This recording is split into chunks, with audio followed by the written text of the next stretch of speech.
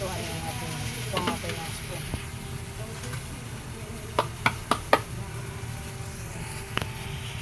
Initin lang natin siya.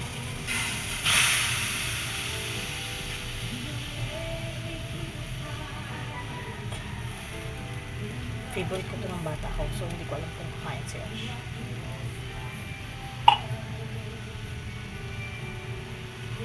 Initin lang natin. Tulog pa naman siya.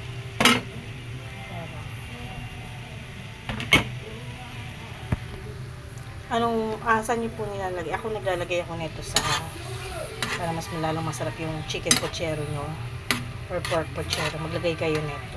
Hans pork and beans. Kung wala sa lata, meron sa sachet. Napanood ko sa isang vlog na nilalagyan daw nila ng mama niya ng butter. So, dahil wala kaming butter, ayan na lang, initin lang natin siya.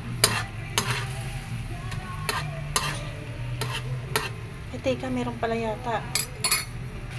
Pero super konti niya. So, ilagay na natin. Wala na.